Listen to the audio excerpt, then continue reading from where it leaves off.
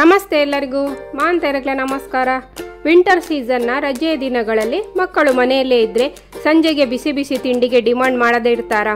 ಅದು ಏನಾದರೂ ಸ್ವಲ್ಪ ಸ್ಪೆಷಲ್ ಬೇಕು ಅಂತಲೇ ಕೇಳ್ತಾರೆ. ಆಗ 20 ನಿಮಿಷದಲ್ಲಿ ಈ ರೀತಿಯಾಗಿ ಬ್ರೆಡ್ಡಿಂದ ಒಂದು ಸ್ನ್ಯಾಕ್ಸ್ ಮಾಡಿಕೊಡಿ. ಹಾಗಾದರೆ ತಡ ಯಾಕೆ, ಈಗಲೇ ತಯಾರಿ ಮಾಡಿಕೊಳ್ಳೋಣ. ಐತಾಳ್ಸ್ ಕಿಚನ್ ಎಲ್ಲ ವೀಕ್ಷಕರಿಗೆ ಸ್ವಾಗತ. ಇವತ್ತು ವೆಜ್ ಬ್ರೆಡ್ ರೋಲ್ ಮಾಡ್ತಾ ಇದ್ದೇನೆ. ವಿಧಾನ ನೋಡೋ ಮೊದಲು ಚಾನಲ್ ಸಬ್ಸ್ಕ್ರೈಬ್ ಆಗಲು ಮರಿಬೇಡಿ. ಇನ್ನು ವೆಜ್ ಬ್ರೆಡ್ ರೋಲ್ ಮಾಡಲಿಕ್ಕೆ ನಾನಿಲ್ಲಿ 7-8 ಪೀಸ್ನಷ್ಟು ಬ್ರೆಡ್ ಸ್ಲೈಸ್ ತಗೊಂಡಿದ್ದೇನೆ.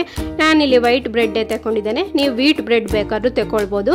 ಇದರ ಸೈಡ್ ಭಾಗವನ್ನು ಕಟ್ ಮಾಡಿಕೊಳ್ಬೇಕು. 4 ಕಡೆ ಕೂಡ ಕಟ್ ಮಾಡಿ ಒಂದು ಬೌಲಲ್ಲಿ ಹಾಕಿಡ್ತೇನೆ. ಕಟ್ ಮಾಡಿದ ಈ ಸೈಡಿನ ಭಾಗದಲ್ಲಿ ನಾನು ಬ್ರೆಡ್ ಕ್ರಮ್ಸ್ ಮಾಡ್ತೇನೆ. ಇನ್ನು ಈ ಬ್ರೆಡ್ ಸ್ಲೈಸನ್ನು ಕಟ್ ಮಾಡಿಕೊಂಡು ಮಿಕ್ಸಿ ಜಾರಿಗೆ ಹಾಕ್ಕೊಂಡು ಇದನ್ನು ಪೌಡರ್ ಮಾಡಿ ತರ್ತಾನೆ. ಪಲ್ಸ್ ಮೋಡಲ್ಲಿ 2-3 ಸರ್ತಿ ರನ್ ಮಾಡಿದರೆ ಸಾಕು. ಬ್ರೆಡ್ನಲ್ಲಿ ನೀವು ಟೋಸ್ಟ್, ಸ್ಯಾಂಡ್ವಿಚ್ ತುಂಬ ಸಲ ಮಾಡಿರ್ಬೋದು. ಇವತ್ತು ಸುಲಭವಾದ ಈ ಸ್ನ್ಯಾಕ್ಸ್ ಖಂಡಿತ ಒಮ್ಮೆ ಟ್ರೈ ಮಾಡಿ ನೋಡಿ. 2 ಸರ್ತಿ ಪಲ್ಸ್ ಮೋಡಲ್ಲಿ ರನ್ ಮಾಡಿದರೆ ಸಾಕು. ಈ ರೀತಿಯಾಗಿ ಪೌಡರ್ ಆಗ್ತದೆ. ಇದನ್ನೊಂದು ಮಿಕ್ಸಿಂಗ್ ಬೌಲಿಗೆ ಹಾಕೊಳ್ಳೋಣ.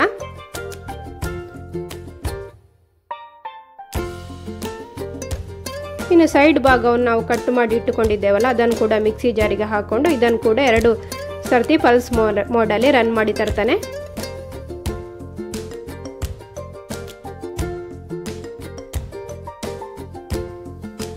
ಇಷ್ಟಾದರೆ ಸಾಕು. ಈಗ ಬ್ರೆಡ್ ಕ್ರಮ್ಸ್ ಕೂಡ ರೆಡಿ ಆಯಿತು.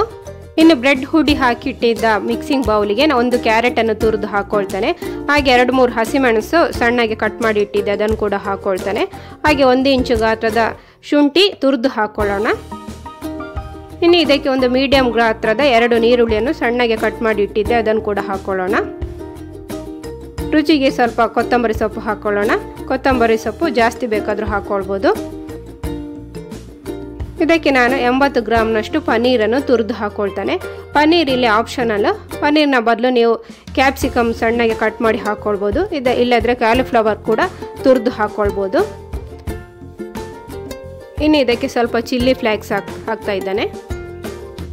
ಹಾಗೆ 1 ಸ್ಪೂನಷ್ಟು ಗರಂ ಮಸಾಲ, 1 ಸ್ಪೂನಷ್ಟು ಚಾಟ್ ಮಸಾಲ, 1 ಸ್ಪೂನಷ್ಟು ಜೀರಾ ಪೌಡರ್, ರುಚಿಗೆ ತಕ್ಕಷ್ಟು ಉಪ್ಪು ಹಾಕ್ಕೊಳ್ಳೋಣ.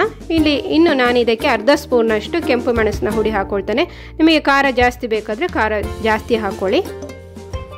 ಕೊನೆಯಲ್ಲಿ ಇದಕ್ಕೆ 2 ದೊಡ್ಡ ಸ್ಪೂನಷ್ಟು ಮೈದಾ ಮತ್ತು 2 ದೊಡ್ಡ ಬಟಾಟೆಯನ್ನು ನಾನು ಬೇಯಿಸಿ ಸ್ಮ್ಯಾಶ್ ಮಾಡಿ ಇಟ್ಟುಕೊಂಡಿದ್ದೆ, ಅದನ್ನು ಕೂಡ ಹಾಕ್ಕೊಳ್ತೇನೆ. ಎಲ್ಲವನ್ನು ಚೆನ್ನಾಗಿ ಕಲಸಿಕೊಳ್ಳೋಣ. ನೀರು ಹಾಕುವ ಅಗತ್ಯ ಇಲ್ಲ, ತರಕಾರಿಯಲ್ಲಿರುವ ನೀರೇ ಸಾಕು ಇದಕ್ಕೆ. ಈ ರೀತಿಯಾಗಿ ಎಲ್ಲವನ್ನು ಚೆನ್ನಾಗಿ ಮಿಕ್ಸ್ ಮಾಡಿಕೊಳ್ಳೋಣ. ಚೆನ್ನಾಗಿ ಮಿಕ್ಸ್ ಆದಮೇಲೆ ಕೈಯಲ್ಲೇ ನಿಮಗೆ ಇಷ್ಟದ ಗಾತ್ರದ ಉಂಡೆ ಮಾಡಿಕೊಳ್ಳಿ. ಆಮೇಲೆ ಈ ರೀತಿಯಾಗಿ ರೋಲ್ ಮಾಡಿಕೊಳ್ಳಿ. ಎಲ್ಲವನ್ನು ಈ ರೀತಿಯಾಗಿ ರೋಲ್ ಮಾಡಿಕೊಂಡು ಒಂದು ತಟ್ಟೆಯಲ್ಲಿ ರೆಡಿ ಮಾಡಿ ಇಟ್ಟುಕೊಳ್ಳೋಣ. ರೆಡಿಯಾದ ಬ್ರೆಡ್ ರೋಲ್ಗಳನ್ನು ಈಗ ಪಕ್ಕಕ್ಕಿಟ್ಟು ಬೇರೆ ತಯಾರಿ ಮಾಡಿಕೊಳ್ಬೇಕು. ಇದಕ್ಕೆ ಒಂದು ತಟ್ಟೆ ಅಥವಾ ಬೌಲ್ ತಗೊಳ್ಳಿ. ಅದಕ್ಕೆ 4 ಸ್ಪೂನಷ್ಟು ಕಾರ್ನ್ ಫ್ಲೋರ್ ಹಾಕ್ಕೊಳ್ಳಿ. ಸ್ವಲ್ಪ ನೀರು ಹಾಕ್ಕೊಂಡು ಇದನ್ನು ಚೆನ್ನಾಗಿ ಮಿಕ್ಸ್ ಮಾಡಿಕೊಳ್ಳೋಣ. ಗಂಟಿಲ್ಲದಾಗೆ ಮಿಕ್ಸ್ ಮಾಡಿಕೊಳ್ಬೇಕು. 1/4 ಗ್ಲಾಸ್ನಷ್ಟು ನೀರು ಹಾಕ್ಕೊಂಡ್ರೆ ಸಾಕು ಇದಕ್ಕೆ. ಇದರ ಕನ್ಸಿಸ್ಟೆನ್ಸಿ ಜಾಸ್ತಿ ತೆಳುವೂ ಇರಬಾರ್ದು, ದಪ್ಪವೂ ಇರಬಾರ್ದು. ಈ ಹದದಲ್ಲಿದ್ದರೆ ಸಾಕು.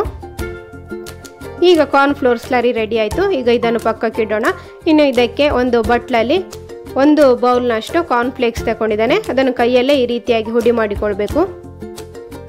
ಮಿಕ್ಸಿ ಜಾರಲ್ಲಿ ಹಾಕ್ಕೊಂಡು ಹುಡಿ ಮಾಡುವ ಅಗತ್ಯ ಇಲ್ಲ, ಕೈಯಲ್ಲೇ ಈ ರೀತಿಯಾಗಿ ಹುಡಿ ಮಾಡಿಕೊಂಡ್ರೆ ಸಾಕು.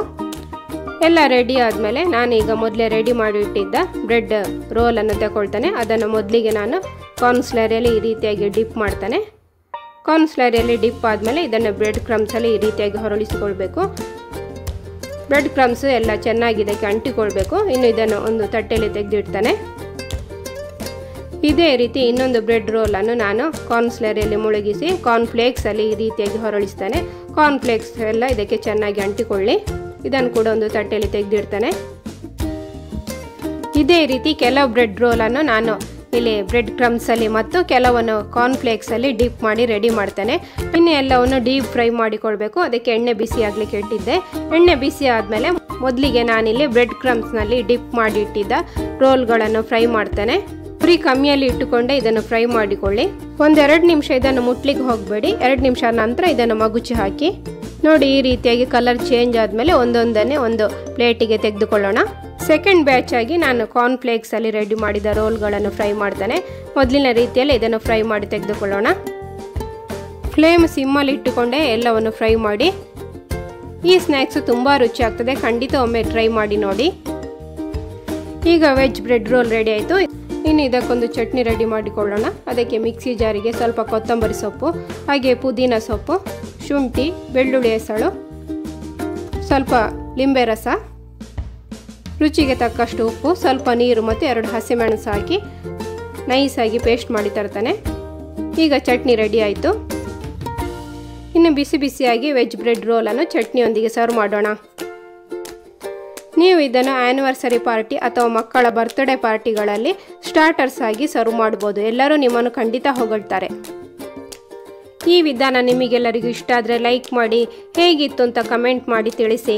ಈ ರೆಸಿಪಿಯನ್ನು ನಿಮ್ಮ ಫ್ರೆಂಡ್ಸ್ ಮತ್ತು ಫ್ಯಾಮಿಲಿಗೆ ಶೇರ್ ಮಾಡಿ. ಹಾಗೆ ಹೊಸ ಮತ್ತು ಹಳೆಯ ಕಾಲದ ರುಚಿಯಾದ ಅಡುಗೆಯ ವಿಧಾನ ನೋಡಲು ಮತ್ತು ಕಲಿಯಲು ಚಾನಲ್ ಸಬ್ಸ್ಕ್ರೈಬ್ ಆಗಲು ಮರಿಬೇಡಿ. ನಾನೊಂಜಿ ವೀಡಿಯೋ ತಿಕ್ಕುಕ. Thank you. ಬಾಯ್.